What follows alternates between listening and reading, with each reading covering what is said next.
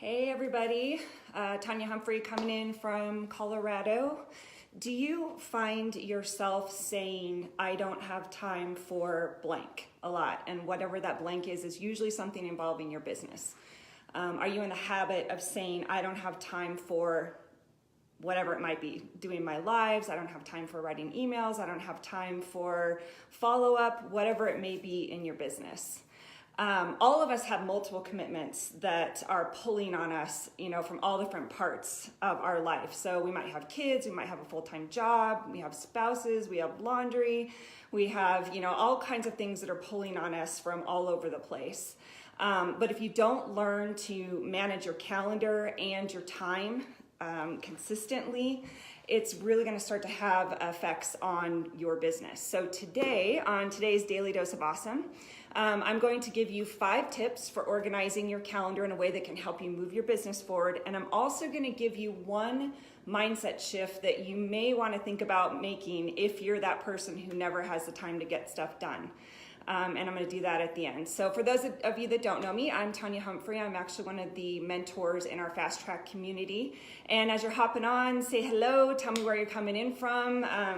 Make sure I'm not lonely out here, so say hi.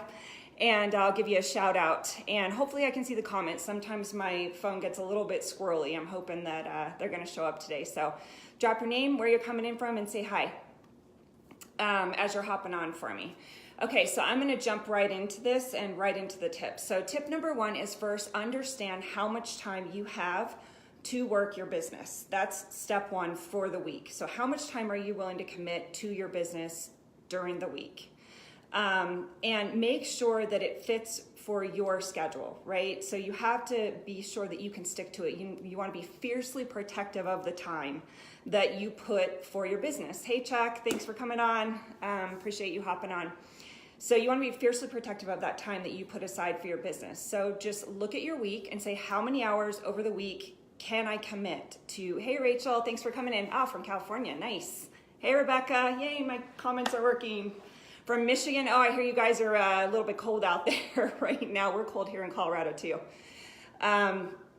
So yeah, step 1, make sure that you know how much time you're actually spending on your business all week, and then take that time and split it out amongst the days. Is it 4 days, 5 days, 6 days, 7 days? How many days a week are you working your business?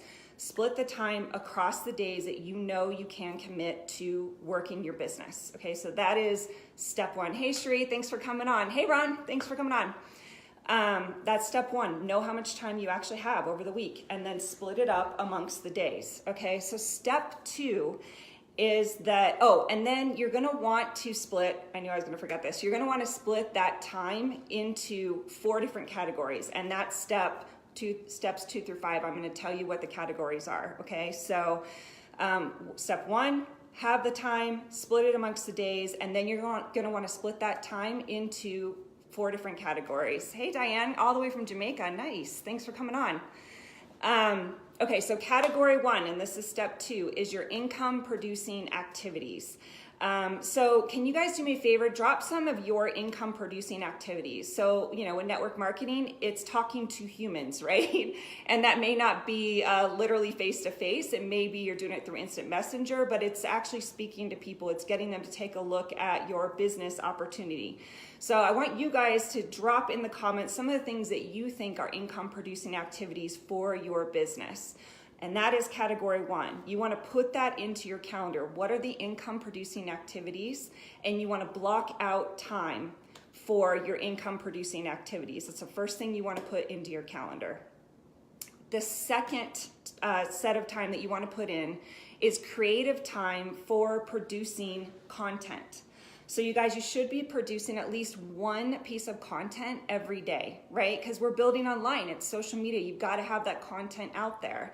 So you should set aside some time every week to produce content. And I want to be clear, this does not have to be complicated. And I know we've talked about this before, but I want to reiterate, it does not have to be complicated. You don't have to write a blog every day. You don't have to do a live every day, right? It's a piece of content. Just make sure that you are either engaging your audience, entertaining your audience, educating your audience, promoting something, or appreciating your audience. So giving appreciation out to your audience, that is content. Just make sure it falls into one of those categories and make sure you're producing at least one piece of content a day.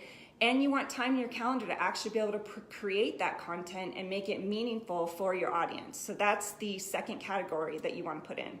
The third category is flex time. And I'm going to delve a little bit more into this one because a lot of people say flex time, and I don't know about you, but for me, it was not clear exactly what that meant the first several times that I heard it. It just didn't make sense to me.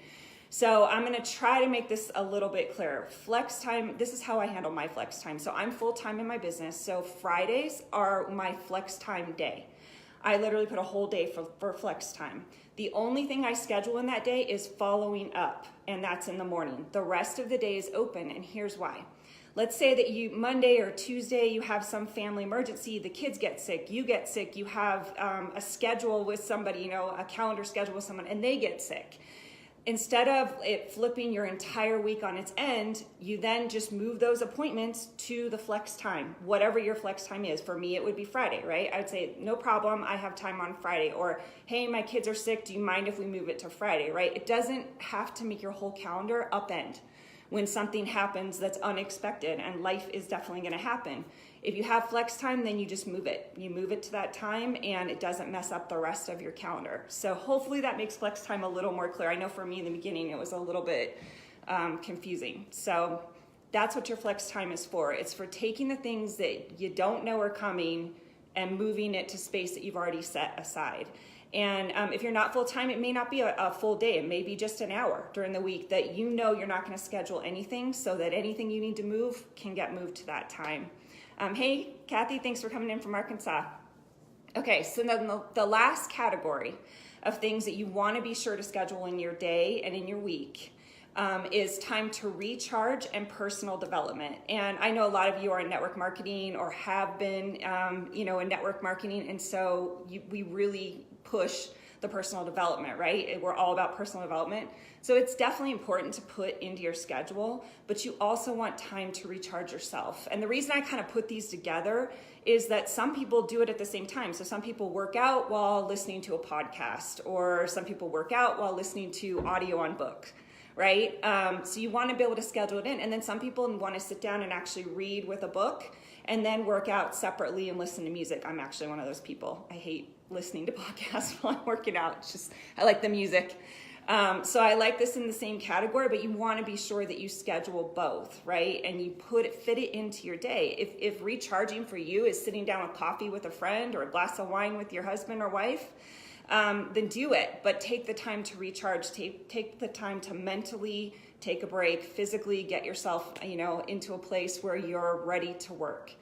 So those are all the categories you should have in your calendar. And then, like I said, be fiercely protective of the time that you put in there, right? And I know life happens, but be fiercely protective of that time. So I'm curious, you guys, how many of you are already using time blocking in your calendar? Can you do me a favor? And if you're using time blocking, drop your favorite emoji in the comments, because I'd like to see how many of you are actually using time blocking now.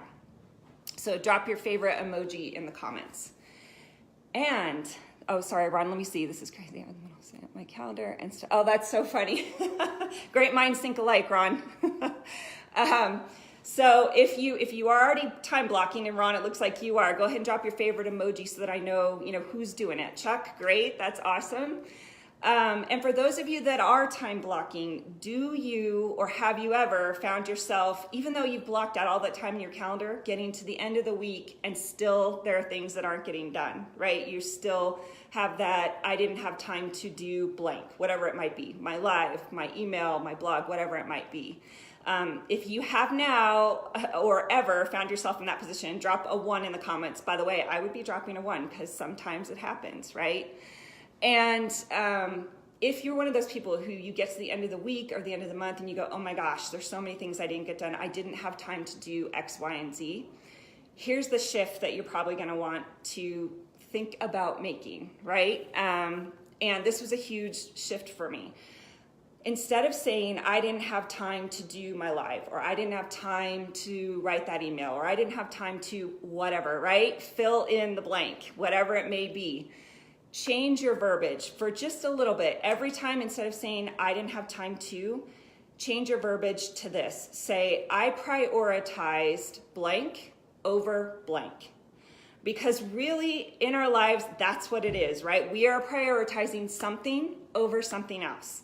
So did you prioritize Netflix and chill over writing that email? Did you prioritize cleaning over doing that live?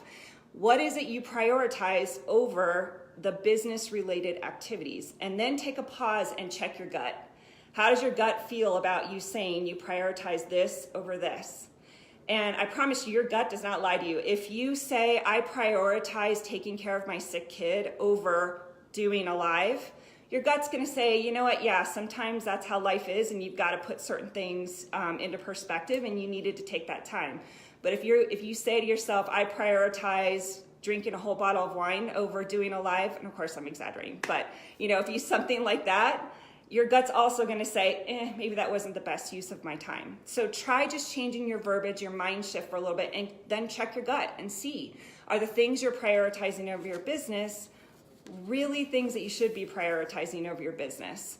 And again, life happens. We all have those moments, right, where we have to do that. That's a big part of what the flex time is. So yeah, it is. It's a reality check, right, for you. It is absolutely, Ron. It's a reality check for you to say, yeah, maybe I shouldn't be prioritizing this over that. And it's only a problem if it becomes a habit, right? So if you're one of those people at the end of every month, you're saying, again, I prioritize this over this, it's really time to start doing some gut checks over and over and make some changes and be fiercely protective of that calendar time that you put in for your business. If it's only happening every once in a while because life happens, that's different, right? Then, life happens, and sometimes we do have to prioritize one thing over the other. Okay, guys, so if you had an aha moment at all during this live, can you drop what that aha moment was for me in the comments? Because I like to make sure I'm adding value for you guys. I like to make sure that you're hearing something that's going to help you move your business forward. So if you got an aha moment out of this, go ahead and drop that in the comments for me, and I'd love to see it. And be sure to join us tomorrow for the Daily Dose of Awesome on the same time and the same channel. All right, thanks guys. Have a great start to your week and have a great rest of the week.